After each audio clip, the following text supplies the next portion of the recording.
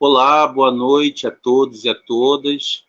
Eu sou o Marcos Costa, faço parte do PSOL Maricá.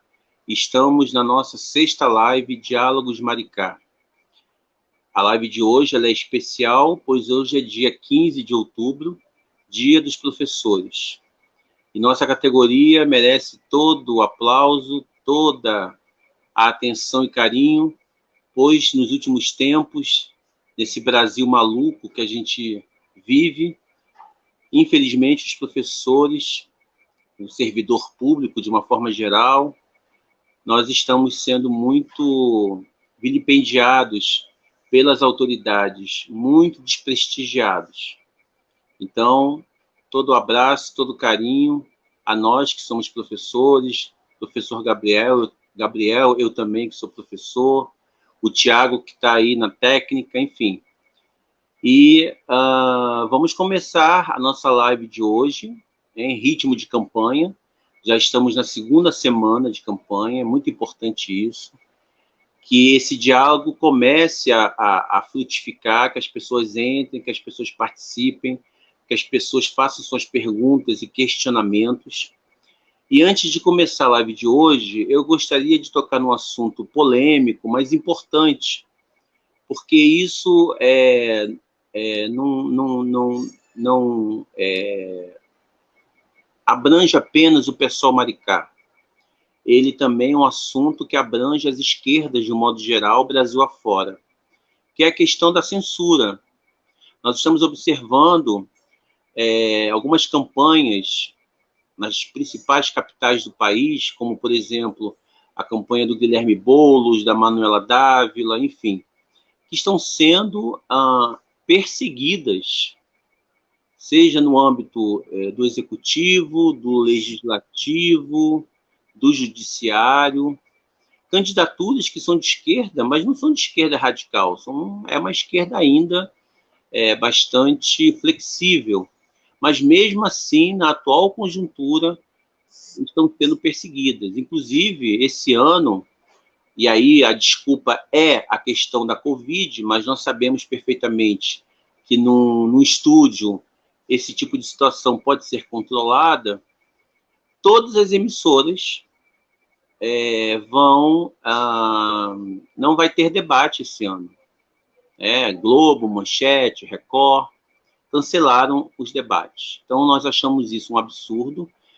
Nós, do PSOL Maricá, estamos aqui protestando ao vivo contra essa perseguição que ocorre também no nosso município de Maricá, quando as principais mídias locais não nos dão atenção, não abrem, né, espaço para os partidos de oposição, seja de esquerda ou seja mesmo de direita, para propor as suas ideias.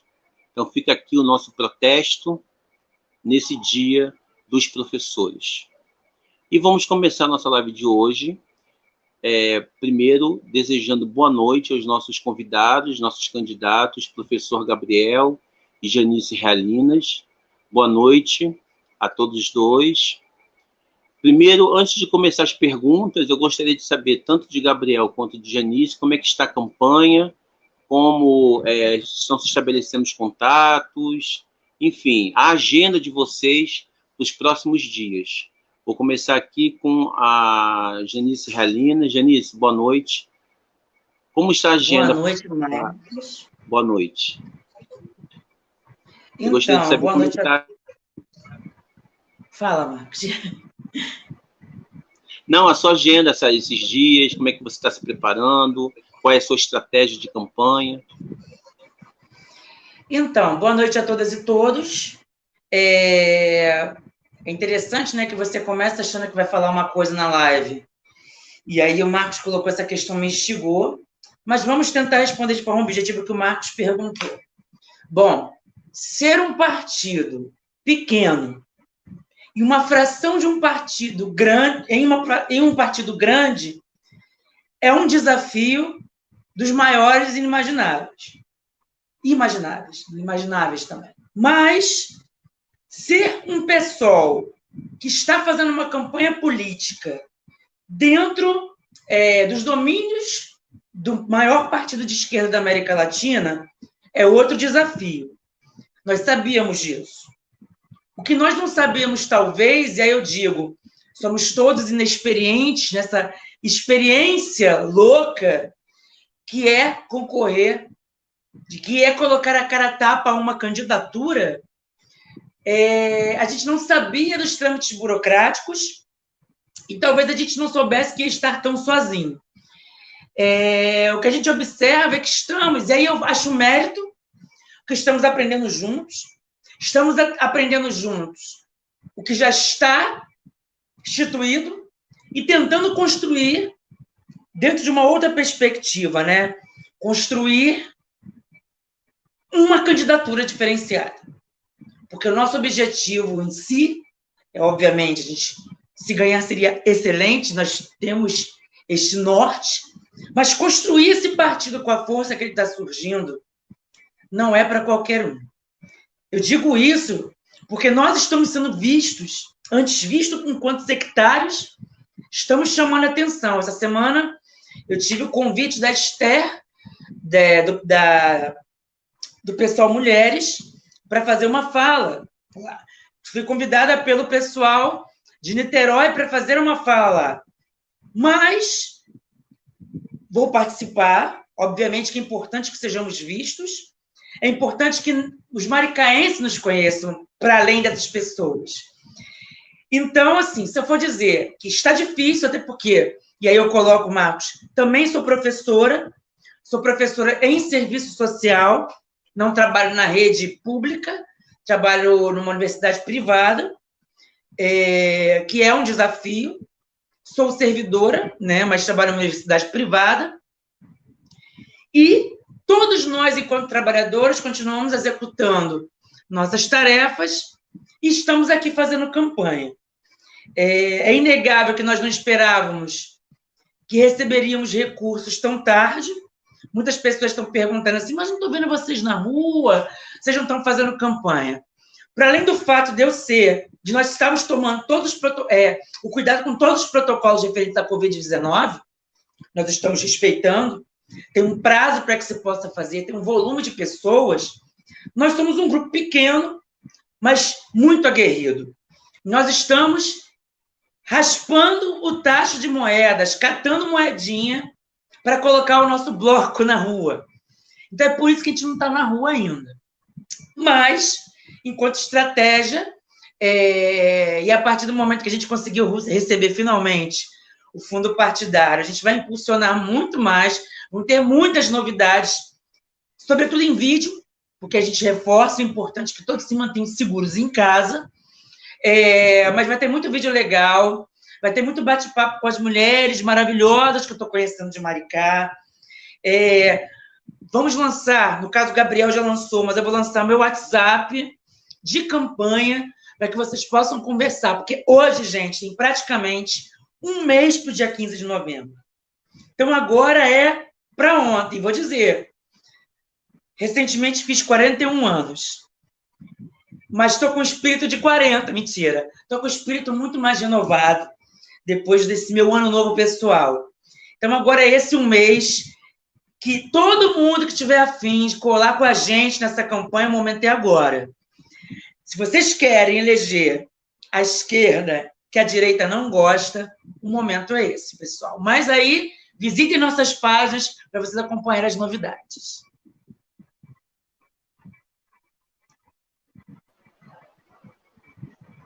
É isso mesmo, Janice. É importante a gente falar sobre essas questões em relação ao partido, porque nós não temos medo da autocrítica.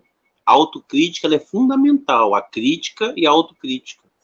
Então, assim, nós somos de um partido de esquerda, do interior, porque Maricá ainda, para a capital e para Niterói, ainda é um tanto quanto ainda interior, e o que nos falta, que é o dinheiro, nos sobra em disposição.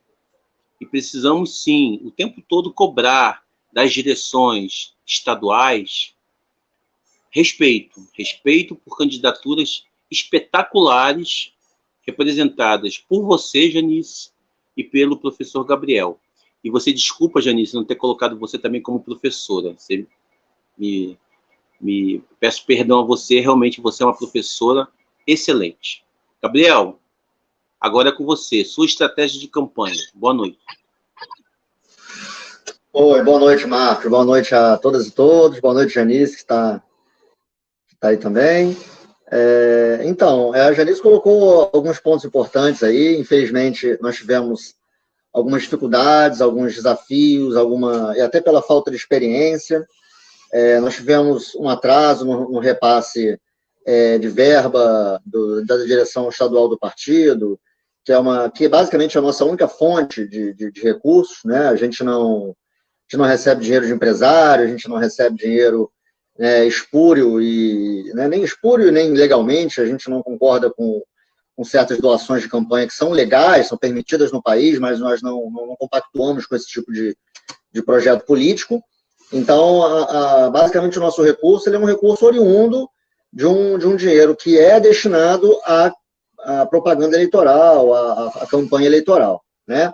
Houve um atraso, isso nos atrasou, evidentemente, isso nos criou alguns problemas, mas nós estamos em campanha desde o dia 27 de setembro, desde o dia que foi oficializada. Nós estamos principalmente ainda nas redes sociais, no Facebook, no Instagram, né, enfim.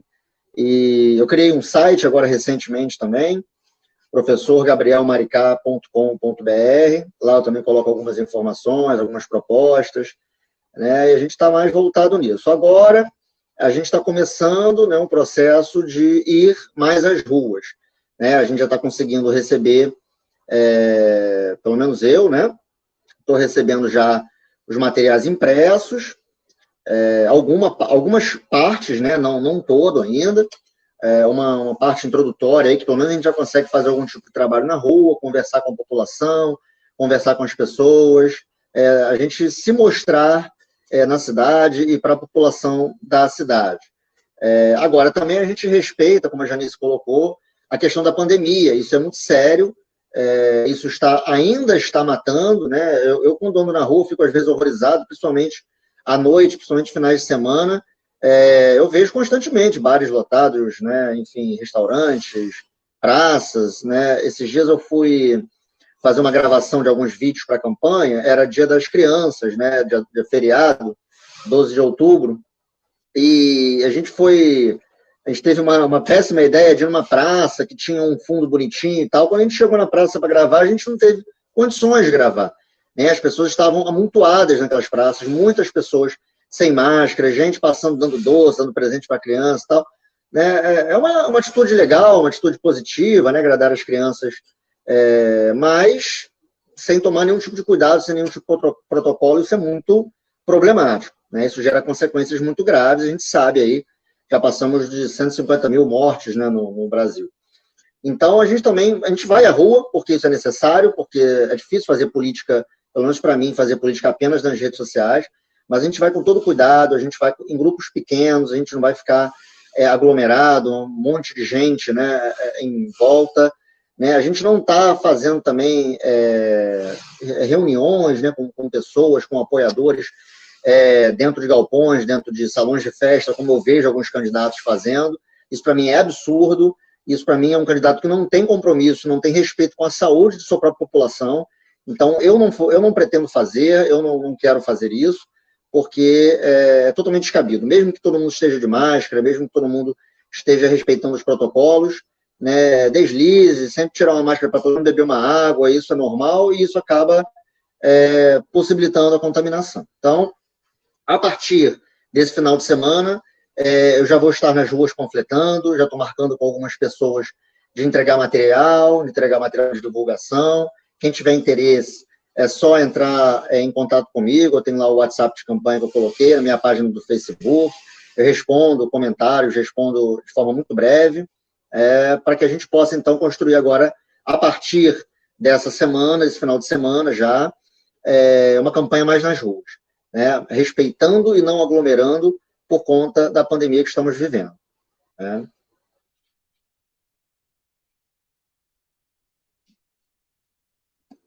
É isso mesmo. Eu acho que agora o momento é o momento da gente poder colocar o nosso bloco na rua com todo cuidado, com o distanciamento necessário.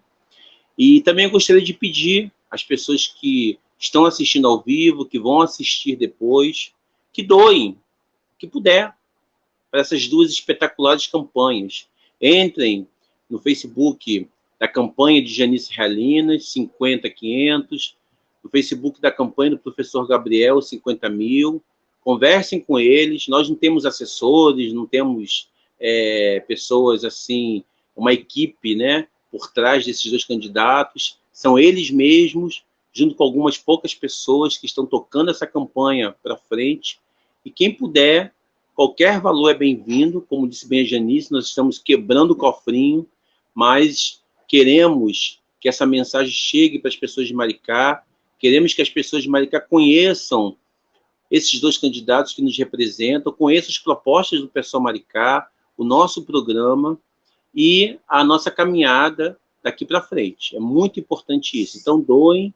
E, assim, quem quiser participar dessas duas campanhas e não puder doar dinheiro, não tem problema. A gente pode, a gente ajuda, a gente vai junto, vamos panfletar, vamos segurar a bandeira, vamos, enfim, nos movimentar. Falta um mês para essas eleições, uma eleição complicada, atípica, por tudo que está acontecendo, não só em relação à Covid-19, mas por ser uma conjuntura protofascista no país.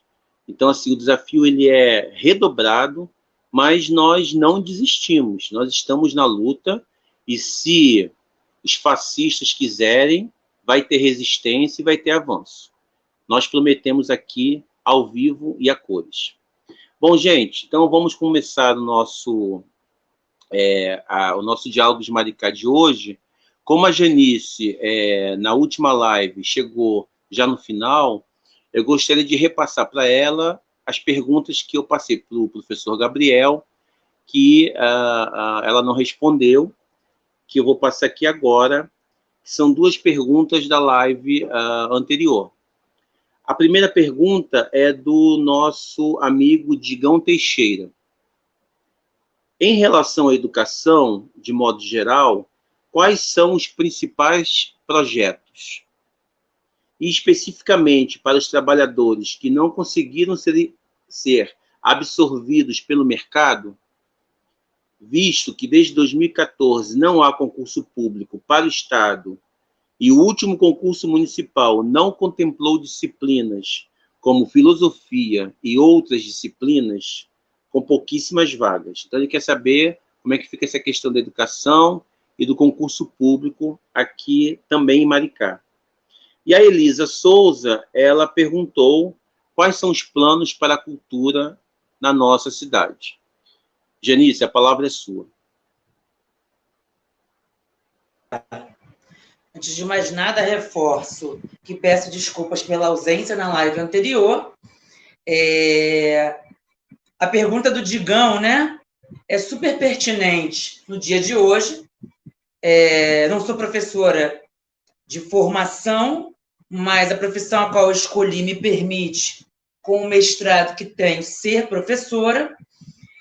E eu ouso dizer que num dia como hoje, assim como no dia que comemoramos a consciência negra, deixou há muito tempo de, e assim como no Dia das Mulheres, deixou há muito tempo de ser aquele dia em que a gente comemora, mas sim um dia que a gente reflete.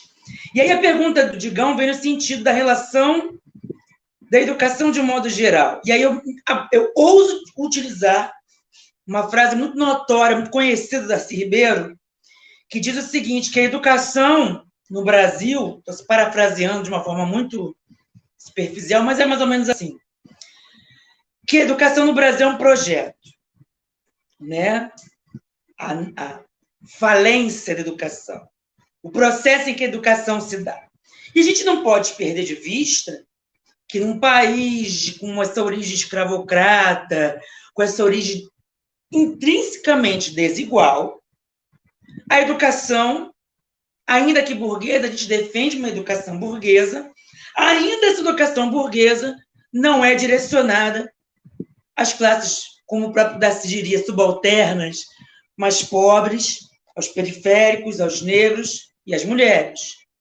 Não é segredo que os negros e as mulheres negras não tinham acesso à educação. A educação sempre foi algo direcionado, construído. Muitos de nós, minha mãe, por exemplo, hoje nos nossos 60 e poucos anos, não vou descobrir, dona Vera, não vou dizer a idade da senhora, ela me dizia que ela fez o colegial. E com o colegial foi que ela me ensinou a ler. E com o colegial, que minha mãe tem um domínio de matemática que eu, graduada e pós-graduada, não tenho. Porque existia um processo de educação e quem conseguia acessar aquela educação tinha uma educação razoável. Minha mãe aprendeu francês no interior de Minas Gerais, por exemplo. Mas, mesmo assim, você formava essas pessoas para que, minimamente, elas tivessem as 4 operações básicas da matemática, soubessem ler. Isso foi um senhor avanço, porque foi um momento em que o Brasil, ali na década de 50, necessitava de pensar, e foi um projeto de uma perspectiva de industrialização própria. Juro que eu não vou dar aula, gente.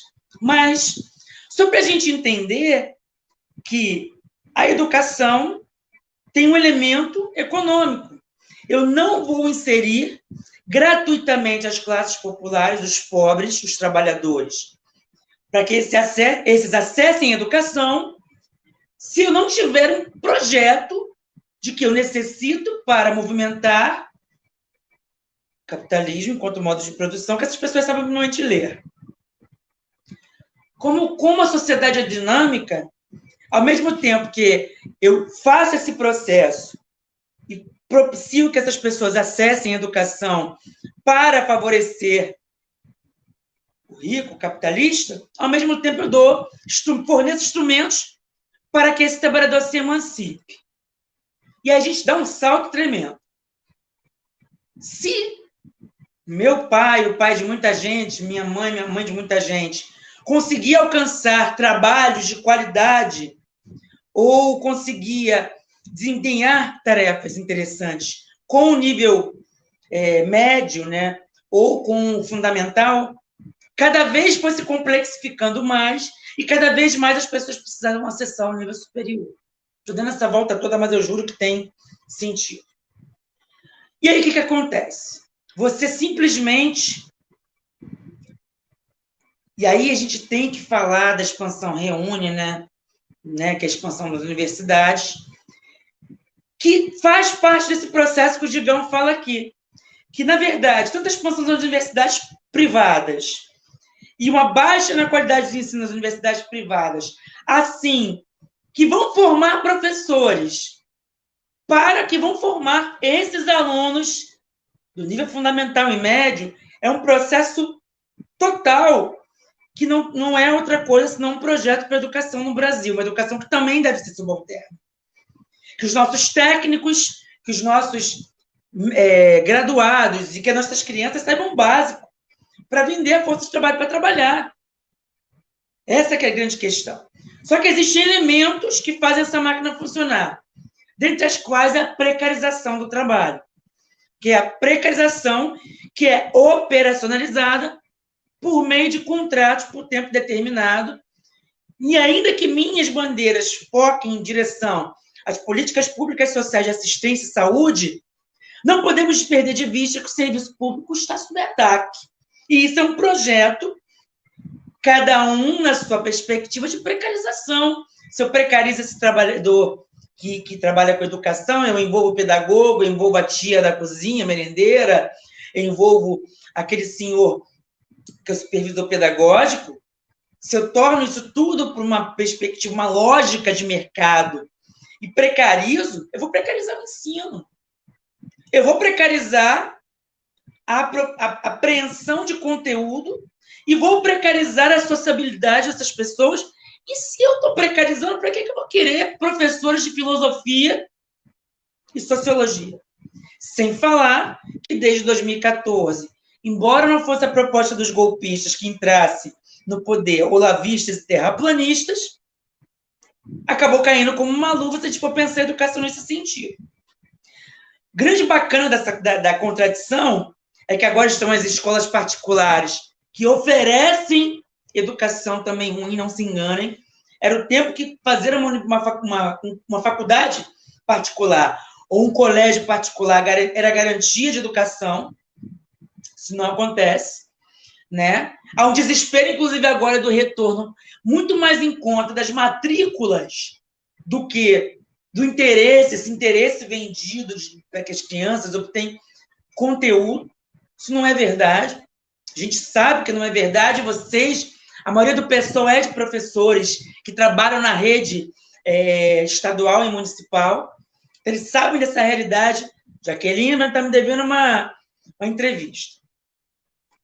E quando o Digão me pergunta qual o nosso projeto, nossos planos, concurso público.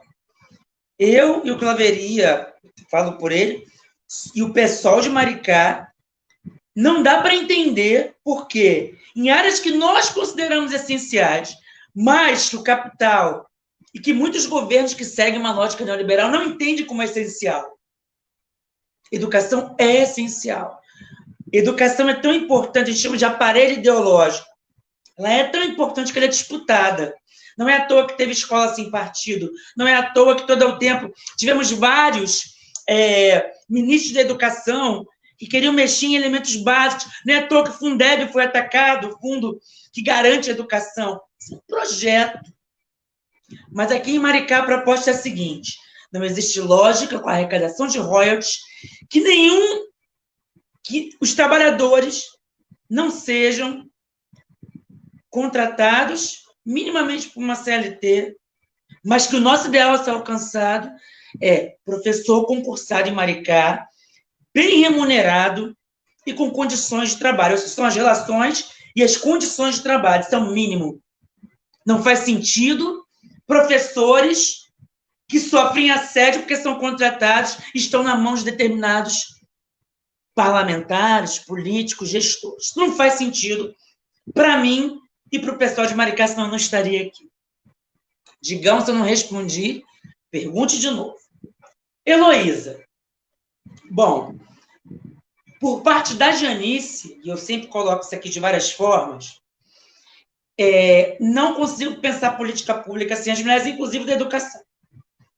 Então, por mais que eu coloque, já que eu falo dessa perspectiva da mulher trabalhadora, da mulher que trabalha em casa,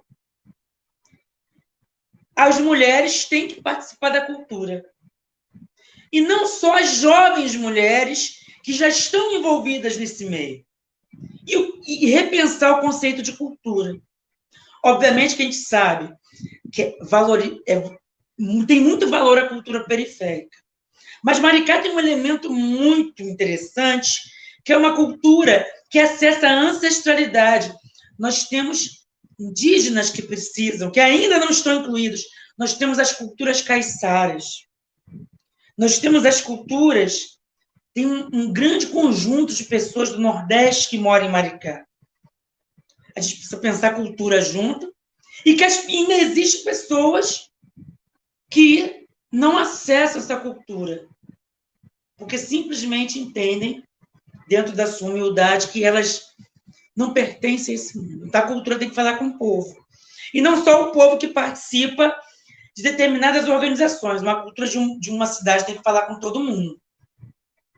E eu advogo. Uma proposta que eu tenho é criar projetos de cultura que conversem com as mulheres e que as mulheres produzam. Não tem uma perspectiva de um fórum popular de mulheres e cultura, mas quem sabe isso não entra, não é desenvolvido e não é pensado, já que cultura é algo muito caro para o pessoal de Maricá. Acho que é isso. Se eu não respondi, Luísa, pergunta de novo. Perfeito, Janice. Perfeito. Bom, chegou uma pergunta aqui do nosso amigo Tiago, que é uma pergunta interessante, porque um dos objetivos desse espaço, Diálogos Maricá, é irmos além né, das ações que ocorrem no nosso município. Porque Maricá não é uma ilha. Maricá é um município articulado com o estado do Rio de Janeiro, com o Brasil e com o planeta Terra. Então, assim, o que ocorre na conjuntura, no cotidiano, para nós, aqui também do município, é de suma importância. Então, eu vou colocar essa pergunta bastante interessante do amigo Tiago, para os nossos dois candidatos responderem, que é o seguinte: como vocês estão vendo as eleições estadunidenses entre Trump e Biden, e quais são os desdobramentos para a realidade política do Brasil? Até que ponto as eleições municipais aqui podem se desvincular desse contexto geopolítico mais amplo, ou não? Então, vou começar agora com o professor Gabriel. Professor, responda. Perfeito. Bom, pergunta realmente bastante interessante, bastante pertinente. Para quem não sabe ou não está acompanhando muito, eu também, sinceramente, não estou acompanhando com tanto afinco essas eleições americanas, até por conta do processo eleitoral que eu estou vivendo internamente aqui em Maricá. Está tomando um tempo bastante considerável, mas é um processo eleitoral, por ser dentro do nosso sistema capitalista, vamos dizer, a principal potência, o principal país desse sistema, e, no caso da vinculação, da relação com o Brasil, os Estados Unidos é um dos principais, é o segundo principal parceiro comercial que o Brasil tem. Então, sem sombra de dúvidas, as eleições de lá, a política externa, as relações exteriores desenvolvidas pelo governo americano impactam, em grande medida, aqui no Brasil. Impactam o comércio, as relações comerciais do Brasil e, consequentemente, a vida das pessoas. Decisões políticas, tomadas políticas, relações exteriores também impactam a vida das pessoas. Bom, eu acho que, independente do resultado, claro que Donald Trump é uma aberração, assim como é o nosso atual presidente brasileiro. Inclusive, existe uma visão de uma certa parcela da população brasileira apoiadora, ou que de alguma forma entende o governo Bolsonaro como positivo, ou como uma nova política, que a gente sabe muito bem que não é, vê a relação entre Bolsonaro e Trump uma relação positiva de uma aliança, de uma relação mais estreita entre esses dois países. Mas se a gente analisar informações, dados, estatísticas, a gente vai ver, na verdade, que essa relação ela não é bilateral, ela é uma relação de submissão, de subserviência do governo Bolsonaro, do Brasil, em relação aos Estados Unidos, em relação ao governo Trump. O Brasil, bem no início do governo Bolsonaro, o governo brasileiro fez uma série de acordos, de concessões, vamos dizer assim, está me faltando agora a palavra correta, perfeita para isso, mas meio que entregou de bandeja uma série de privilégios para o governo americano de atuação dentro do Brasil. Uma delas foi a questão da base de Alcântara, da base aeroespacial de Alcântara, de uma possibilidade dos Estados Unidos usá-la dentro do seu programa aeroespacial, tudo que é um grande absurdo, o Brasil abrindo mão de sua autonomia, de sua soberania, em relação a um projeto tão importante de futuro como a questão espacial, a questão tecnológica nesse sentido. Bom, do outro lado a gente tem o candidato do Partido Democrata, lembrando que o processo eleitoral dos Estados Unidos ele é bastante diferente, embora a gente entenda como esse processo democrático semelhante ao brasileiro. O processo de eleições lá ele é bastante diferente do nosso aqui no Brasil. Lá, por exemplo, a gente tem basicamente 2 partidos políticos. Lá existe até a possibilidade de candidaturas independentes, mas são difíceis de acontecer. Quando acontecem, não tem muita expressão nem força. Então, basicamente, todas as eleições, principalmente o presidente, que é o cargo máximo do país, a nível de executivo, é o Partido Republicano, que é o Trump, quem está vindo candidato, e tem o Partido Democrata, que é o Biden, E fica nisso. E a gente não tem, como a gente tem aqui no Brasil, uma pulverização maior de partidos. Aqui no Brasil a gente tem dezenas de partidos. com ideologias, propostas, entendimentos de país, de Estado, de cidade, bastante diferentes, muitas vezes. Né? E lá a gente não tem, por exemplo, uma representação muito propositiva de uma esquerda, realmente, de uma esquerda como, por exemplo, aqui no Brasil a gente tem o PSOL, né? Um partido realmente de esquerda, legitimamente de esquerda. Então, tanto o Trump, né? Mas o Trump é uma extrema-direita, né? É uma aproximação muito grande do fascismo. Mas se a gente traz a realidade lá que eles entendem de esquerda e direita, não fica muito longe uma coisa da outra. Né? O que eu entendo, na verdade, é que tanto um quanto o outro que lá ganharem nos Estados Unidos, a relação com o Brasil vai ser uma relação prejudicial para nós. Né? Por quê? Porque o nosso presidente é prejudicial para nós e prejudicial para as relações exteriores. Né? Só você ver lá o ministro das Relações Exteriores que nós temos hoje no Brasil, que está desde o início do governo Bolsonaro, o Ernesto Araújo, né, que é uma pessoa totalmente despreparada, terraplanista, uma pessoa fervorosamente religiosa, né, que não defende o Estado laico, enfim, faz uma política externa fraca, submissa, né, em relação aos interesses brasileiros.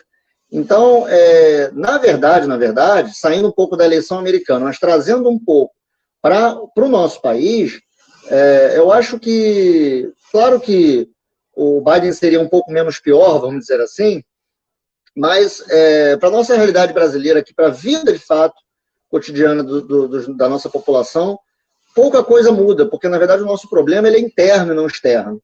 Né? Então, enquanto nós tivermos um governo como esse, a nível federal, com os ministros que ocupam esses cargos, né, e aí, principalmente a questão do ministro de Relações Exteriores, a gente não consegue desenvolver o nosso país, a gente não consegue criar relações de fato bilaterais com os países pelo mundo afora, e os Estados Unidos é um país importante para a nossa relação comercial. Né? Então, o problema é muito mais interno do que externo. Né? E a relação com a nossa eleição municipal aqui, a minha preocupação, pelo menos mais especificamente, é muito mais essa. Né? Eu me preocupo muito mais com as atrocidades, os escândalos, os absurdos. Agora, por exemplo, esse dia foi encontrado dinheiro na cueca lá de um senador aliado do presidente Bolsonaro, né? Vice-líder do governo no Senado. Enfim, as rachadinhas dos seus filhos, da sua esposa, todos esses problemas. E, para além da corrupção, né, problemas mesmo de gestão, de saber fazer políticas públicas que realmente interessam a vida das pessoas, né, isso é uma preocupação muito, muito, muito latente. Né? Então, a gente precisa fortalecer, dentro das eleições municipais, que a gente escolha realmente representantes que lutem contra essa ordem e contra esses desmandos do governo federal. E aqui, no caso do Rio de Janeiro, também do governo estadual, que era unha e carne, né, até as eleições, e aí, quando eles assumiram os seus postos, o governador, o ex-governador agora, né, o Wilson Witzel, e o Bolsonaro eram aliados, de repente se tornaram inimigos, né, por interesses próprios, não por interesses coletivos, por interesses públicos. Né? Então, a gente precisa fortalecer os nossos municípios, eu não falo só de Maricá, falo de todos os municípios, que as pessoas tenham a clareza e a percepção de que precisam escolher prefeito, vice-prefeito, e aí, consequentemente, os seus secretários, vereadores e vereadoras, que façam uma luta constante, diária, dentro dos seus municípios, contra, claro, criando políticas públicas municipais, criando, né, uma série de projetos e propostas que a gente veio falando aqui ao longo dessas últimas lives, e também nas redes sociais, também, né, na nossa campanha como um todo, mas que lute também, que sejam municípios fortalecidos nessa luta contra os desmandos e as atrocidades que o governo Bolsonaro, e no caso do Rio de Janeiro também o governo estadual, vem fazendo dia após dia, escândalos e corrupção e má gestão. Né? Então a gente precisa pensar bastante nisso para essas eleições municipais.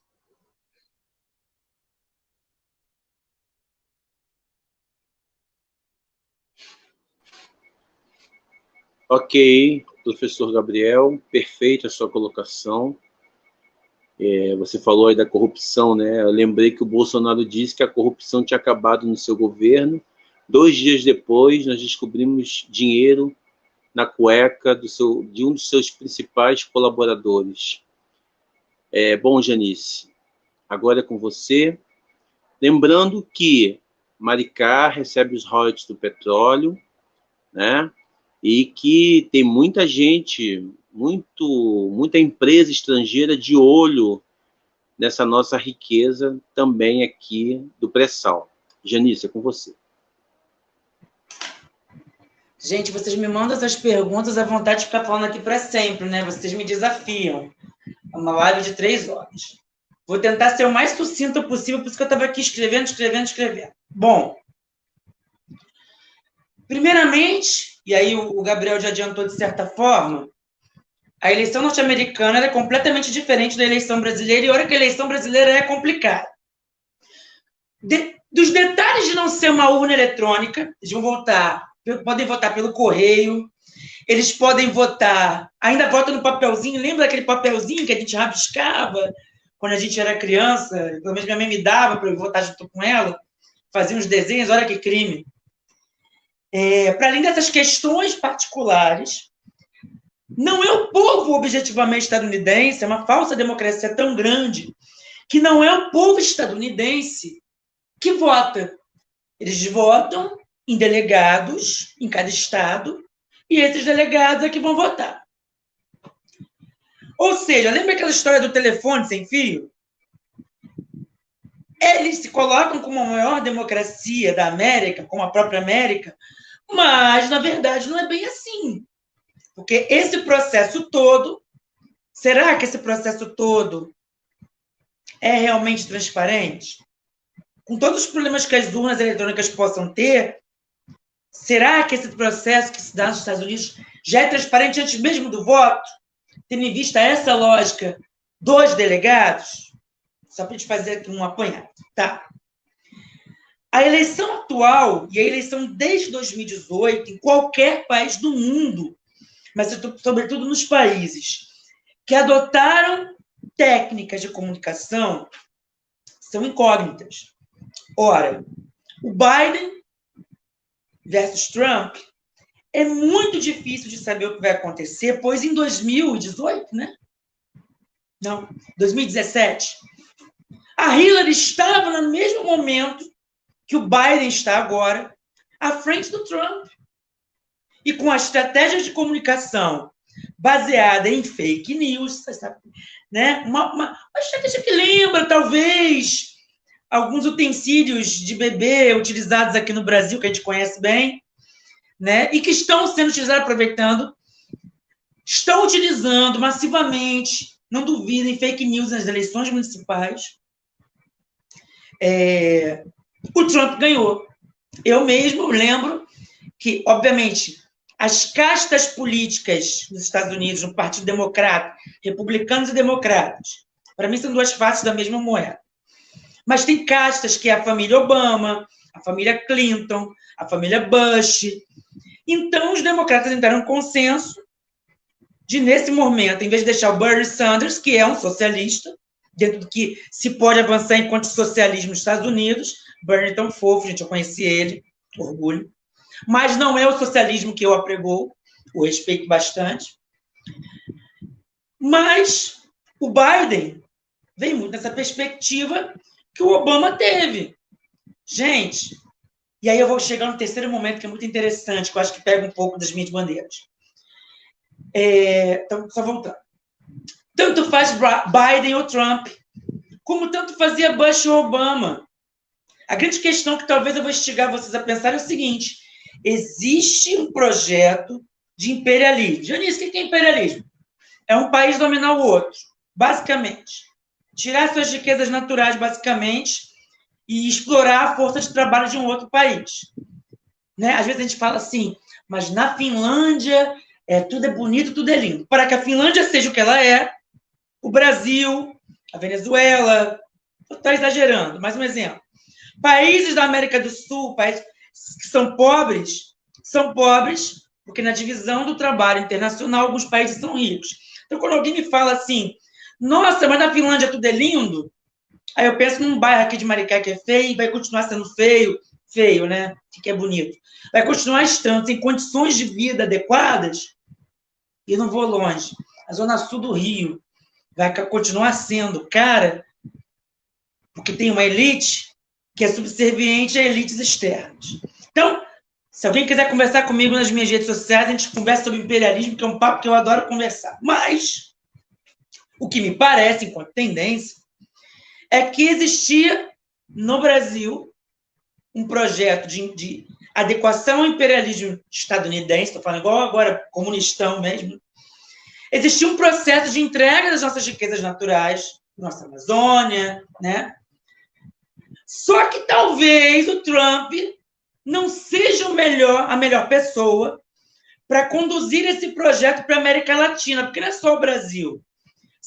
Quem acompanha a política, eu sou a louca do acompanhamento da política, do YouTube, da CNN, até da Globo News, mas eu acompanho, que aconteceu o golpe na Bolívia, aconteceu o golpe em vários países da América Latina, e sobretudo países que tinham riqueza, como o petróleo da Venezuela. Eu esqueci, tem uma substância na Colômbia, se não me engano, que serve para fazer celular. Não é o nióbio, minha gente, não é o nióbio. Nióbio, muito pelo contrário, tem bastante.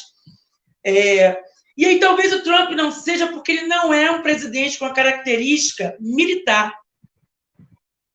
Você não vê o Trump chamando guerra.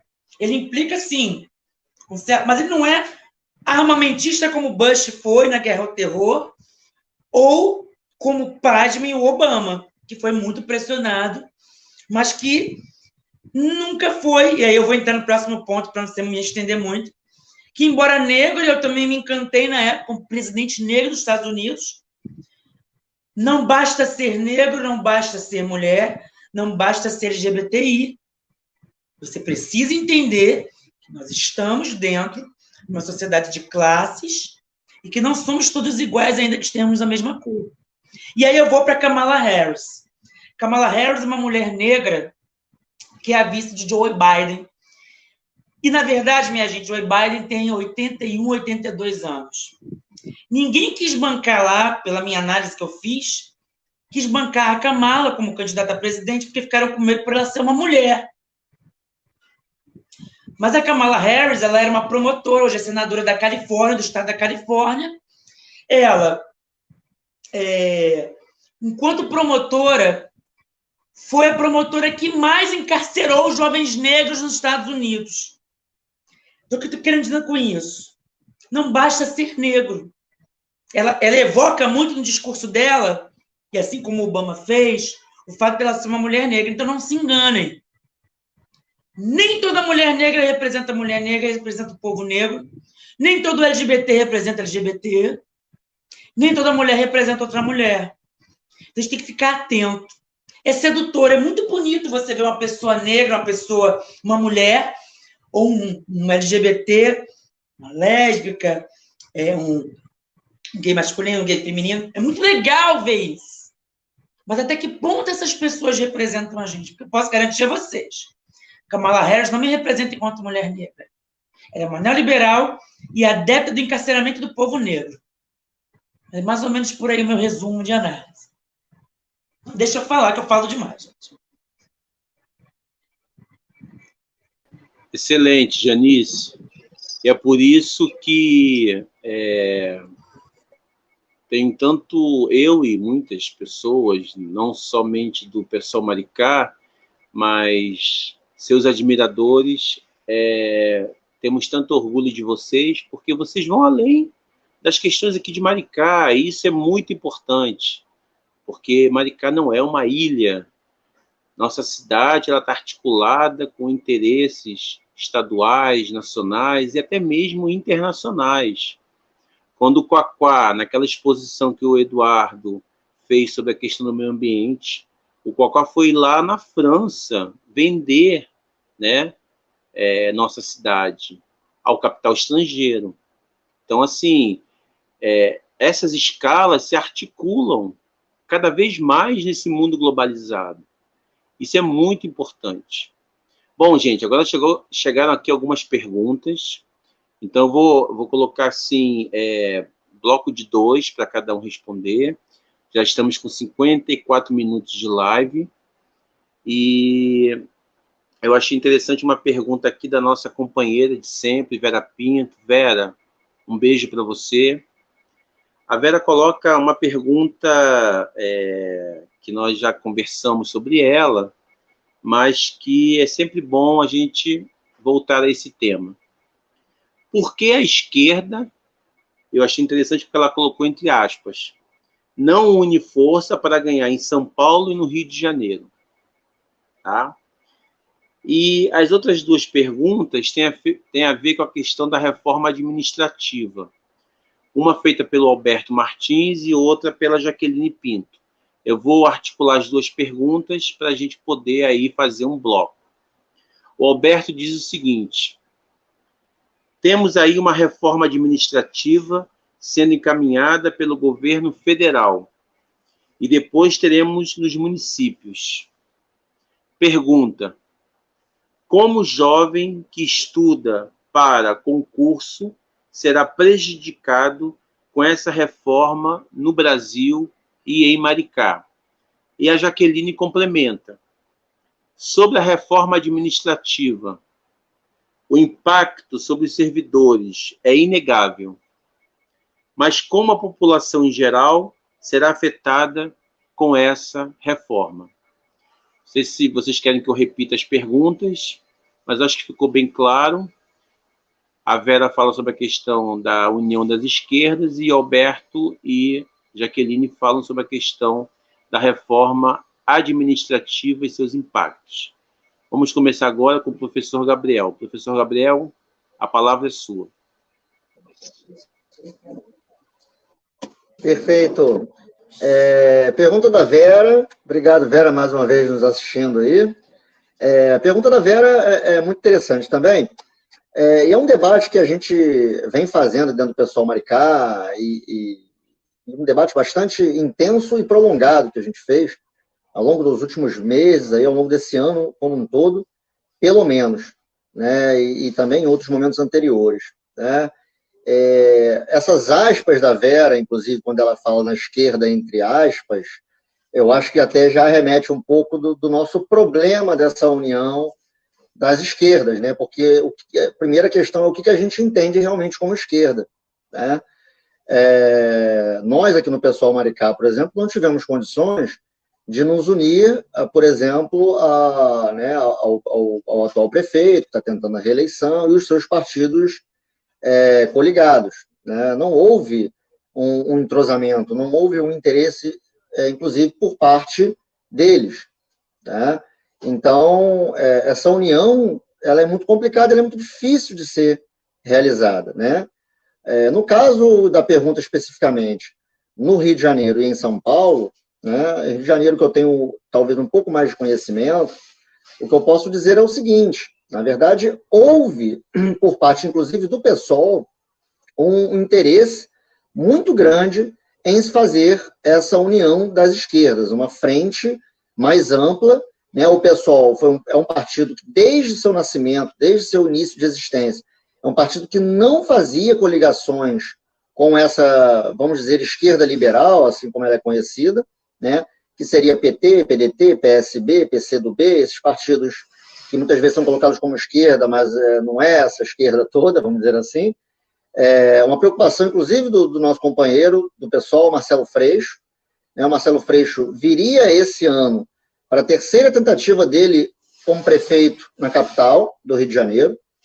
Ele tentou articular essa aliança com esses outros partidos dessa dita esquerda, e ele não obteve sucesso, né? Ele não obteve sucesso porque o projeto de poder dessas demais esquerdas aí, que eu acabei de citar alguns partidos, não permitiu essa aliança, não permitiu essa união de forças para tentar ganhar a prefeitura do Rio de Janeiro, né? O Marcelo Freixo seria, sem sombra de dúvidas, de acordo com o retrospecto que ele teve nas últimas duas eleições, ele foi 2 vezes o segundo colocado nas 2 últimas eleições. A última, inclusive, ele foi para o segundo turno com o atual prefeito Marcelo Crivella no Rio de Janeiro. Então, ele era o principal nome, o principal adversário, né, a tentar combater o Crivella, né, que é aliado ao Bolsonaro, e eu acabei de falar do Bolsonaro no bloco anterior, aí uma série de problemas. Né? O PT com a Benedita não quis, né, o PDT com a Marta Rocha não quis, né, o PCdoB com a enfermeira Rejane preferiu, né, se aliar, como sempre fazem, com o PT, do que buscar uma união com o PSOL, e o Marcelo Freixo, inclusive, acabou desistindo de sua candidatura, né, por conta de uma série de problemas. Nós aqui também do PSOL, Maricá e de outros PSOLs, vamos dizer assim, espalhados pelo Brasil, vemos uma série de problemas nessa tentativa de união feita pelo nosso companheiro. Né? Mas, em contrapartida, o que a gente pode perceber é que essa união não conseguiu ser realizada. Né? Isso foram meses de negociações, meses de tentativas, e a coisa não aconteceu. O que aconteceu é que o PSOL tem uma candidata, o PT tem outra, o PDT tem outra. Então, a gente não consegue. Né? O projeto de poder dessa esquerda liberal, infelizmente, ela acaba prevalecendo uma tentativa de união de uma esquerda mais ampla. Né? Em São Paulo, a mesma coisa. Né? O que a gente está vendo lá é o Guilherme Boulos crescendo, né, do PSOL, crescendo nas pesquisas de intenção de voto, conseguindo se aproximar dos dois primeiros colocados. E a gente tem lá outros partidos dessa dita esquerda com 1%, 2% das intenções de voto e que, em momento nenhum, tentaram buscar uma aliança com o PSOL, tentar conjecturar algum projeto político. Né? Então, o que eu gosto sempre de responder é que, muitas vezes, né, na maioria das vezes, isso não depende exclusivamente do PSOL, né, do nosso partido. Nosso partido está aberto ao diálogo, ele está aberto, né, à discussão do que é o melhor para aquele município. No caso para o Rio de Janeiro, no caso para São Paulo, no nosso caso aqui para Maricá. Né? Agora, uma vez que não há interesse desses demais partidos, né, em formar um projeto realmente de interesse público por aquela cidade, realmente de interesse coletivo, a gente também não pode abrir mão dos nossos ideais, a gente também não pode abrir mão das nossas propostas que a gente entende ser o melhor para o nosso município. Né? Abrir mão para simplesmente fazer uma frente ampla de esquerda e derrotar um candidato de centro, um candidato de direita. Né? Então, é complicado. É um debate que a gente, enfim, poderia ficar horas aqui falando, mas, infelizmente, não é tão simples como parece. É claro que a gente tem uma preocupação principal, que é derrotar, que é enfraquecer, que é tirar do poder esses governos de extrema-direita, governos que não têm nenhuma preocupação com a população, com as questões sociais, com a questão do interesse público, mas, na hora que a gente tenta conjecturar, tenta organizar uma frente um pouco mais ampla, os interesses de poder também desses demais partidos acabam tornando empecilho esse tipo de aliança, esse tipo de coligação, de possibilidade de uma frente mais ampla. Né? E, sobre a questão da reforma administrativa, eu acabei esquecendo que tinha essa pergunta e eu falei demais sobre a primeira. Mas a reforma administrativa a gente já até tratou em algumas outras lives. A reforma administrativa é um grande ataque de um governo que realmente não tem interesse nas causas sociais, nas demandas da sociedade. E aí a reforma administrativa ela ataca dois pontos principais do funcionamento de um Estado, de um país, e depois, consequentemente, como o Alberto colocou, isso vai sair do âmbito federal e vai atingir o âmbito estadual e vai atingir o âmbito municipal em diversos estados e municípios. É o ataque ao serviço público, tá? Então, é enfraquecer, é fragilizar, né? É tirar a autonomia do serviço público que muitas das vezes, a maioria das vezes, atende às necessidades da classe trabalhadora, das classes mais pobres, dos grupos que mais precisam, que mais necessitam desses atendimentos públicos, porque as classes mais ricas, as classes de médias altas, elas muitas vezes não utilizam os serviços públicos. Pagam planos de saúde privados, possuem sistemas de segurança privados, pagam escolas e universidades privadas, então não usam o serviço público. Quem é o maior interessado em ter um serviço público de qualidade e eficiente para a população? É a classe trabalhadora, de uma maneira geral, mais pobre, mais necessitada, que mais precisa desse tipo de serviço. Então, atacar o serviço público, consequentemente, atacar os seus servidores públicos, né, que precisam ter sua estabilidade para poder trabalhar com autonomia, poder trabalhar em função do interesse público e não em função do interesse político de quem é o prefeito de momento, de quem é o governador de momento, de quem é o secretário de momento, né, de quem é o ministro de momento. Então, a estabilidade do servidor não é para dar mordomia para o servidor público, é para dar tranquilidade, autonomia para que esse servidor público possa servir, de fato, à população e não servir aos interesses políticos de determinados grupos, né? Consequentemente, a gente tem um ataque, então, da reforma administrativa, ela ataca ao serviço público, ao servidor público, consequentemente, ele ataca a população classe trabalhadora, a população que mais precisa, porque é essa população que vai acabar não tendo mais acesso a um serviço público minimamente de qualidade. A gente já sabe que o nosso serviço público, em várias áreas, carecem de mais investimentos, carecem, né, de prioridade de interesse público, de interesse político mais efetivamente. Mas, mal ou bem, a gente tem um serviço público funcionando, né? Essa reforma administrativa, ela vai enfraquecer aos poucos, gradativamente, até que esse serviço público praticamente inexista mais, né? E aí, perca a estabilidade desse servidor público, que esse servidor público seja mandado embora, se ele, né, de certa maneira, não concordar, não aceitar os mandos e desmandos do prefeito, do secretário, do governador, ele vai ser mandado embora, né? Vai ser colocado no lugar desse servidor público um correligionário, né, um cabo eleitoral, uma pessoa do grupinho político lá desse cara, né, que está no poder, e o serviço público vai ser fragilizado e vai ser realizado de uma forma muito mais precária do que já é. E o último detalhe é o seguinte, essa reforma administrativa, ela só ataca os serviços públicos básicos, de base, e os servidores públicos que ganham, em sua grande maioria, até 4 mil e poucos reais. Eu fiz uma vez um levantamento, uma pesquisa sobre isso. Eu acho que 75% dos servidores públicos atacados pela reforma administrativa ganham até 4 mil e poucos reais. Não são grandes salários, são salários medianos, né, razoáveis. Né? A galera que ganha mais de 20 mil, 30 mil, 40 mil, que é a galera militar de alta patente, que são promotores, juízes, desembargadores, essa galera não vai ser atacada pela reforma administrativa. Essa galera vai permanecer estável em seus empregos, né? Então, reparem que essa reforma administrativa ela tem essa função de atacar o serviço público básico, que é o serviço público que a população usa cotidianamente, atacar seus servidores públicos, consequentemente atacando a população que mais precisa.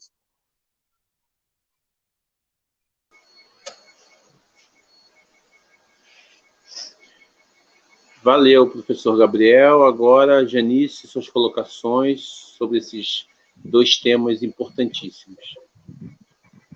Então, acabou que eu não completei. A gente vai se empolgando, ainda mais porque eu adoro acompanhar geopolítica, né? E aí eu acabei não falando das eleições municipais, né? Que foi a pergunta anterior. Mas aí eu começo por essas eleições municipais, os impactos de uma geopolítica nas eleições municipais, e entro na pergunta da querida e sempre presente Vera Pinto. Por que a esquerda não une forças no Rio em SP? A esquerda, a unidade da esquerda, é algo que eu escuto desde que eu acompanhava meu pai, que ia para as greves de metalúrgicos, dos antigos a metalurgia naval do Rio de Janeiro, né? Esqueci agora a expressão correta. Mas a unidade da esquerda vai mais longe. A unidade da esquerda é tão antiga quanto a Bastilha, quando se decidiu que era esquerda e direita lá na Revolução Francesa. A unidade da esquerda é algo complexo. Para o PSOL, é algo complexo. Porque ele é um grande, sempre falo isso, um grande guarda-chuvão que abarca diversas tendências. Né? Tem comunistas do PSOL, socialistas, mas o partido é Socialismo e Liberdade. Então, isso é complexo. Eu tenho uma impressão que, ao mesmo tempo que fez um grande serviço, e aí eu vou falar, vou cutucar, fez um grande serviço à população, tirando milhões de pessoas da linha de pobreza e da fome, infelizmente, a esquerda liberal que tivemos no poder durante esses anos, ela enfraqueceu a esquerda. Porque ela colocou que a única possibilidade era uma centro-esquerda de conciliação. E aí, embora a unidade da esquerda, essa questão de Rio e São Paulo, mas eu estou colocando como unidade da esquerda, ela é contaminada, porque existe, por conta desse governo de centro-esquerda que ocorreu no Brasil, uma coisa que a gente chama de personalismo, ou culto à personalidade. Eu entendo uma pessoa pobre que começou a fazer 3 refeições por dia, fazer culto à personalidade, assim como até hoje você faz Getúlio Vargas, que se diz o pai dos trabalhadores. Eu entendo o trabalhador que teve uma vida boa durante as décadas de 50, 60, que seja. Eu entendo quem teve uma vida razoavelmente confortável, geralmente as elites dos anos 70, com a ditadura, fazer um culto à personalidade dos militares. Mas eu jamais vou entender pessoas que têm minimamente um acesso à gestão das políticas públicas, fazendo culto à personalidade de determinados sujeitos, sendo que esses fizeram desserviço à esquerda, e hoje tem dificuldade de fazer a crítica, eu sempre falo isso. Esquerda que não entende que debate se faz no diálogo da crítica com a crítica, na perspectiva que a gente chama de dialética, né? Eu tenho uma posição, o outro tem outra, e a partir de um diálogo, se tem uma outra perspectiva, vamos construir juntos isso.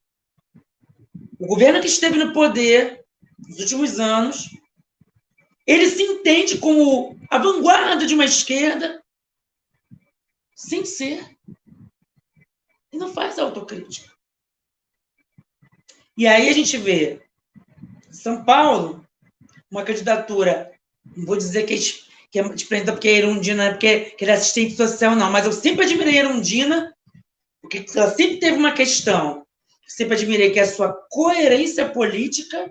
Ser gestor não é fácil, você enfrenta muitos percalços, você enfrenta uma Câmara de Vereadores que vota contra seus projetos, ela sempre manteve a coerência, e o Boulos, que está sempre participando dos movimentos sociais e populares, embora tenha uma crítica a ele de determinados posicionamentos, mas é inegável que ele se aproxima dos movimentos populares. Para mim, ele tem esse mérito. Por que o PT não apoiou a candidatura Boulos e Erundina se o Boulos, quando o Lula foi preso, se solidarizou? Simples assim. Porque quando você se entende como vanguarda, você não abre a guarda para tentar compor um projeto político de esquerda para o Brasil. Não tem como, se o PSOL é o PSOL, que eu acredito que o PSOL ainda é, compor uma perspectiva de conciliação. Obviamente que o Brasil pode não ter condições de um rompimento radical nesse momento. E aí é que eu pego a questão das eleições municipais. O partido de centro-esquerda que esteve no poder está esperando as eleições de 2022. Talvez não exista Brasil lá. O Bolsonaro já mudou a postura dele. Ele entendeu que não dá para ser tuão, não dá para ser agressivo. Ele está indo para uma coisa que ele sabe fazer, que é conciliação. Senão ele não estaria há anos no Congresso fazendo suas articulações. Ele se utilizou, ele é aquilo, mas ele se utilizou de um personagem orientado, e volta ao capítulo anterior, por uma perspectiva de governo para os países sul-americanos, e o Bolsonaro cumpriu, ele é um Trump, nem sei quem é pior, ele cumpriu esse papel, mas ele mesmo já percebeu que se não fizer conciliação não dá. E conciliação é pegar os poucos avanços que ocorreram, porque a realidade é contraditória, tivemos avanços sim no governo do PT, mas é pegar esses poucos avanços, destruí-los, porque você vai conciliar agora totalmente com uma elite que quer manter seus privilégios, e tem uma esquerda que já viu que dá errado e continua querendo conciliar. Como é que faz? Então, eu fico orgulhosa de um pessoal que faz resistência e não quer fazer conciliação, que quer recuperar as suas bases. O governo de centro-esquerda que esteve no poder nos últimos anos, ele largou as suas bases. E cabe à esquerda a responsabilidade, não de vanguarda, porque quem é vanguarda, para mim, é povo. Não sou eu, política, eu sou trabalhadora. Mas é o povo organizado que é vanguarda, que vai fazer isso. Aí, no Rio, Eu acho que certos políticos cariocas já deveriam ter saído do PSOL, por mais que eu também tenha críticas ao PSOL. Eu acho que eu admiraria muito mais pela coerência. Isso para mim é coerência. O que não vale é você colocar uma mulher negra que foi decidido durante uma convenção do partido para ser candidata e você jogar para a galera que você pode querer voltar. Ou fazer, e eu vou dizer, uma birra política. Estou dizendo birra para ser legal, não sei quais os motivos que foram, não me inteirei do assunto. Senão eu saio, desculpa. Então sai. Porque aí você está querendo criar um culto ao personalismo a você. Personalismo é o que todo mundo está discutindo agora na esquerda, perdendo tempo ao personalismo stalinista, né? Quem quiser conversar sobre Stalin, vai lá que a gente bate um papo sobre Stalin no Instagram também. É isso. Então, esquerda que está resistente à crítica não entendeu nada. Ponto. E é por isso que não se busca a tão almejada unidade de esquerda. Eu desejo toda a sorte do mundo. Fanzona, a Erundine Boulos. A Renata Souza, eu dou meu apoio, embora entenda que, infelizmente, o processo foi ruim. Talvez se o PT tivesse cedido, imagine uma candidatura Renata e Benedita, talvez fosse muito interessante, embora eu tenha diversas críticas a Benedita. Eu acho que talvez compusesse uma chapa interessante, mas não foi. E eu não vou entrar nem nos apoios de candidatura que são feitos por banqueiros e dos acordos do PT com o PSL no estado do Rio de Janeiro. A gente vai ficar aqui até o final dessa live. Vamos agora para o segundo momento. Reforma administrativa. Bora. Alberto Jaqueline. Impacto sobre servidores. Eu sou uma estudiosa da precarização do trabalho. A gente já sofre uma precarização, minimamente quando você faz concursos públicos que não atinge o teto básico. Teto básico. Concurso público para professor, assistente social, psicólogo, o salário é menos que um salário mínimo, 900 e poucos reais. Então, esse cara, quando for se aposentar, ele vai se aposentar com 900 e poucos reais e vai ser um candidato sem desistir ao Bolsa Família. Isso é uma das formas de precarizar. A outra é não abrir concurso. E aí, em nível de município, tem um elemento muito interessante, que o município ele vive entre patrimonialismo, só trabalha na máquina municipal quem é amigo do rei, isso é patrimonialismo, porque a prefeitura pertence ao secretário, pertence ao prefeito, ao invés de pertencer ao povo, pertence a determinado nicho, determinada gangue, determinado, enfim, adoro fazer esses xistes, né? E aí você tem a precarização objetiva que ocorre como projeto para o trabalho para a América Latina e para países subalternos como o Brasil, que é precarizar todo mundo ganhando mal, subempregado, muita qualificação, pouco emprego, jovens recém-formados que vão pegar qualquer trabalho, mas às vezes com qualificação ruim, porque você precariza o ensino, como eu falei aqui em algum momento, você precariza o ensino superior, então você forma pessoas que não têm conhecimento crítico para questionar, inclusive, porque estão ganhando baixo salário, né? Aceitam qualquer coisa. No caso dos professores, já que hoje é dia, e eu fiquei orgulhosíssima do movimento que a CST do pessoal fez, professores aguerridos em luta, hoje é dia de reflexão, hoje é dia de pensar na realidade de projeto de educação que querem para o Brasil e para a América Latina como um todo, querem precarizar nosso acesso ao conhecimento, e conhecimento é poder, mas só voltando. Então, essa precarização se dá numa perspectiva particular e da totalidade, ao mesmo tempo que padece de um movimento de desmonte do Estado, enxugamento do Estado, e aí são o que eles consideram não essenciais, que está sob ataque: saúde, educação, assistência e previdência, não são essenciais ao movimento do capitalismo continuar acumulando, ganhando dinheiro, para que a galera que ganha dinheiro continue ganhando dinheiro. Muito pelo contrário, você quer mercantilizar, ou seja, tornar mercadoria, privatizando tudo, vai ser tudo faculdade particular, colégio particular, hospital particular, e aí eles tornam o atendimento ruim, porque aqui em Maricá também tem esse movimento de clínicas populares, que não é de hoje, desde a década de 90, quem estuda SUS saca muito disso. São clínicas populares, em que você paga um baixo valor, tem uma consulta, vocês sabem do que eu estou falando, também já fui, porque às vezes não podia esperar pelo atendimento no SUS. Você precariza a máquina burocrática do SUS, criando estratégias que são boas ideias, como o CIGEG, mas são ruins na prática. Então, você causa uma precarização. Em termos de prefeitura, a gente vê o exemplo do Rio. Eu morei no Rio em determinada época. Não estou elogiando Eduardo Paes, assim como eu não elogio o presidente é ótimo, Bush? Não é presidente, não, gente. Assim como eu não estou elogiando Jorge Roberto Silveira, mas a implantação do processo de saúde básica, em algum momento foi interessante. O incentivo aos agentes de comunidade de saúde, eu sou um entusiasta do agente de comunidade de saúde, foi interessante, mas aí entra o Crivella e desmonta tudo. Inclusive, já vi alguns políticos aqui de Maricá falando, mas a gente fez o Che Guevara.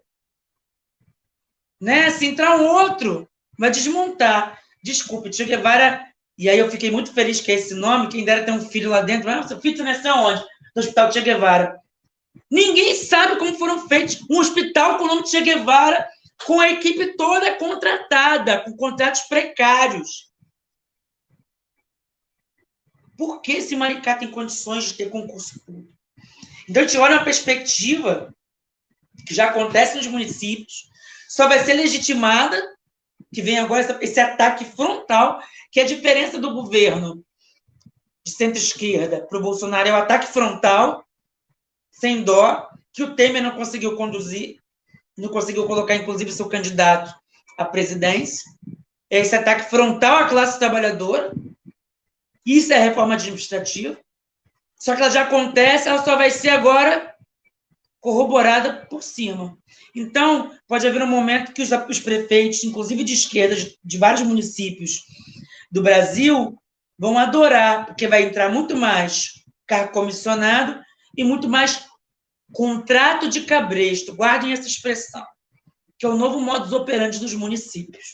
É isso.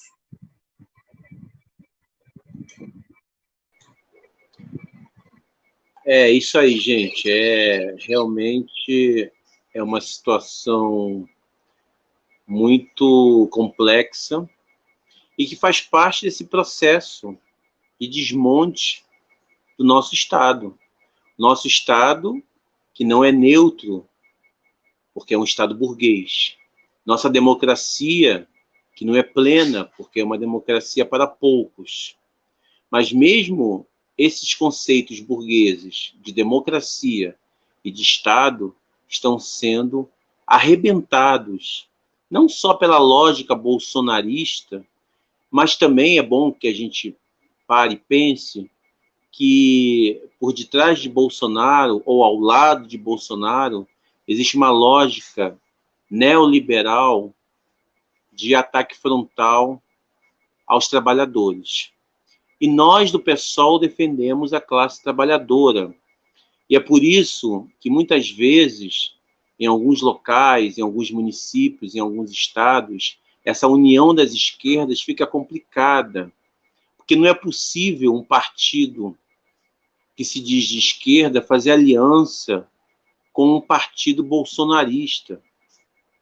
Não é possível que um governador que se diz de esquerda, como na Bahia, no Ceará, ou no Maranhão, faça política voltada para os interesses estadunidenses, norte-americanos, ou apliquem a reforma da Previdência, a reforma administrativa em seus governos contra os trabalhadores, contra os professores, contra os servidores públicos.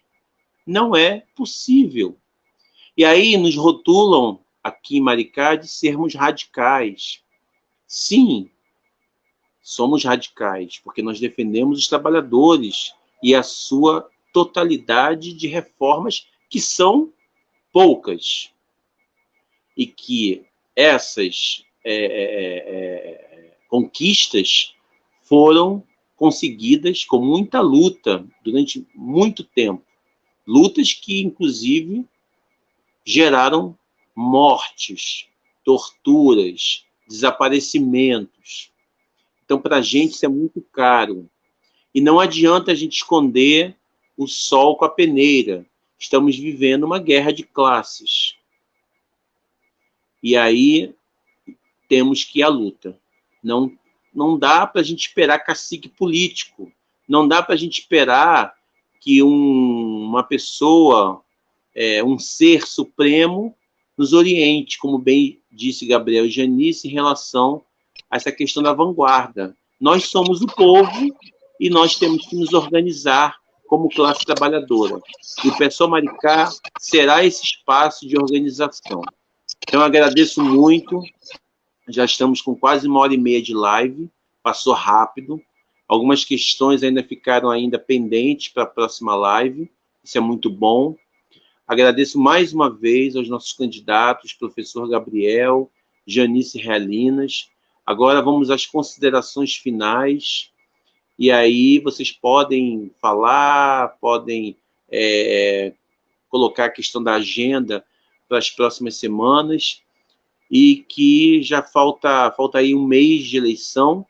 Isso é muito importante, a gente poder aí nos comunicar com as pessoas interessadas em saber que existe, de fato, PSOL em Maricá. Vamos começar com o professor Gabriel. Professor Gabriel, mais uma vez, obrigado pela participação.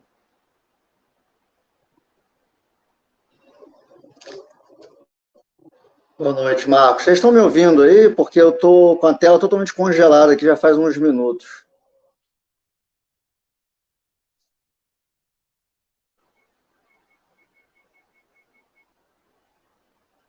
Estou ouvindo. Vocês conseguem me ouvir? Estou ouvindo. Sim. Ah, perfeito. Eu não estou conseguindo me ver aqui na tela.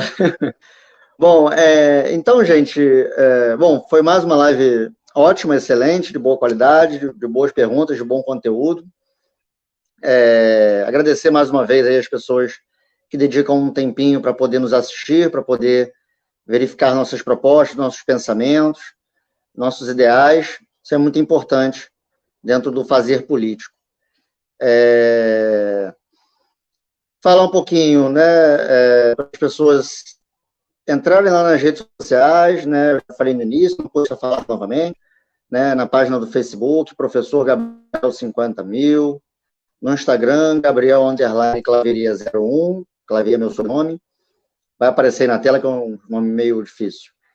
E também o site que foi criado recentemente ainda está em fase de incrementos lá, mas ele já existe, vocês podem dar uma olhada.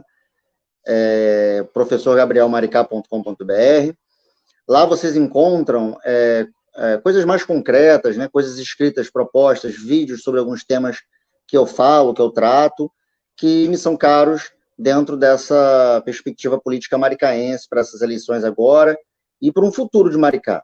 Né? O foco também não é só a eleição, a gente não é político daqueles tradicionais de 4 anos, né? A gente fala, a gente propõe um projeto de futuro, né? Independente de assumir ou não cargos, né? Enfim. Dizer que, como eu falei no início também, a partir desse final de semana, já estarei mais ativamente na rua, já tenho meus panfletinhos lá que chegaram um pedaço, vamos começar a dialogar mais cara a cara, mais tete a tete com a população, evidentemente sem aglomerações, sem muito tumulto, com poucas pessoas, né? Para também preservar a saúde das pessoas que a gente encontrar na rua. Tá? Eu ainda vou divulgar uma agenda mais detalhada, com horários mais precisos, e vou colocar nas minhas redes sociais, então quem quiser, inclusive acompanhar a gente na rua, panfletar junto com a gente, trocar ideias, né, sejam bem-vindos e colaborem, participem da nossa campanha. Então, desejar uma boa noite aí a todas e todos, ao Marcos, a Janice, ao Thiago, que está aí por trás das câmeras, fazendo mais uma live de excelência, e até a próxima. Semana que vem teremos mais uma, nesse mesmo horário, nesse mesmo local do Facebook, a página do PSOL Maricá. Então, até lá, pensem em perguntas, pensem em comentários aí, para a gente poder dialogar sobre o nosso município. Um abraço. Abraço, professor Gabriel, boa sorte. Então, gente, quem quiser acompanhar, quem quiser panfletar e seguir o professor Gabriel, ele já deixou todas as dicas aí nas redes sociais, assim como a nossa querida candidata Janice Halinas, assistente social. E vamos agora às suas considerações finais. Janice, com você.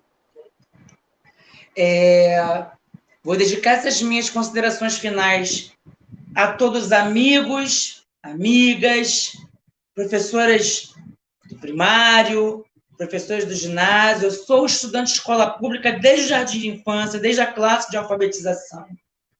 Eu tive professores fantásticos que, mesmo sob condições adversas, sem ventilador, sem giz, e eu lembro que eu não tive professor de matemática no nível fundamental, que hoje é os anos, né, o ciclo, e eu lembro que eu tive uma professora de história, que era uma petista fervorosa, quando era bom ser petista fervoroso, me desculpe quem está vendo, e eu lembro que ela me passou o primeiro livro que eu li na vida, que foi O Que Fazer, de Lenin. E eu tinha 14 anos, realmente não soube o que fazer com aquilo. Nunca mais tive tempo de me debruçar sobre ele com a mesma inocência. Mas eu lembro que a cada vez que eu saía, saindo um pouco dessa história, a cada vez que eu saía, porque na escola antigamente você fazia a formatura de cada... Você saía do CA, do jardim para o CA, fazia uma formatura. Aí saía do CA para a primeira série, fazia uma formatura. E eu me lembro que cada professora do Colégio Estadual Rubens Parrula, em São João de Meriti, na Baixada Fluminense, diziam para minha mãe: nunca deixe sua filha parar de estudar. Minha mãe nunca deixou. Quando eu fui do segundo grau e fiz um curso técnico, porque todo pobre tem que fazer curso técnico para arrumar logo um emprego, valeu Fernando Henrique Cardoso, né, na década de 90, e fui aos trancos e barrancos para a universidade pública. E eu me lembro que na minha formatura, uma professora muito querida, chamada Lúcia Maria de Barros Freire, da UERJ, virou para minha mãe e falou: nunca deixe a Janice parar de estudar. Encontrei alguns professores que não foram muito legais, mas eu entendi que é porque eles estavam extremamente precarizados, extremamente adoecidos pela precarização do trabalho que se dá.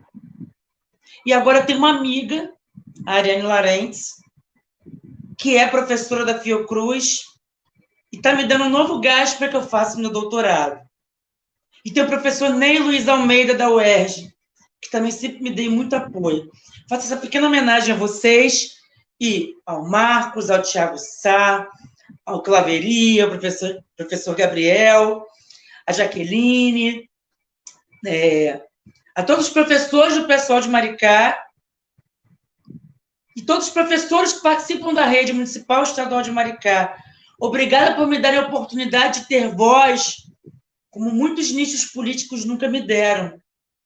E quero agradecer aos professores que me ensinaram, os professores que ensinam comigo e aos professores que estão nessa militância. Nossa tarefa é das mais difíceis. Mas quem disse que a gente desiste, não é isso? Então, deixo um beijo, um abraço forte, de energia, de axé para vocês. Tem que falar dela. Jaqueline Galdardi, parabéns pelo seu dia também, querida. Amigona, também professora. Beijo, gente. Até a próxima quinta-feira. Dá uma conferida nas redes sociais. Eu vou postar umas novidades muito legais lá. Beijo. Janice. Beijo, Janice. Obrigado.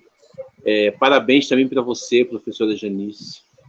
Dizem que o PSOL é um partido de professores como uma coisa pejorativa, mas nós temos muito orgulho dessa profissão, que é a primeira profissão de todos, né? Que é a primeira oportunidade que todos têm para galgar as outras profissões. Então, nós temos muito orgulho. E também quero aqui, já que todo mundo homenageou, quero também homenagear minha mãe, que é professora aposentada, e a todos os professores desse Brasil afora.